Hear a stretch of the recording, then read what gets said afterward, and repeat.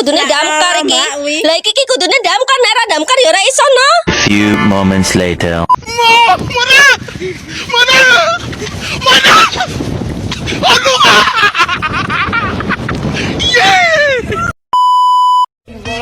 Just a feeling that I want it behind because it's something that is on. It's on my mind. I guess it goes that.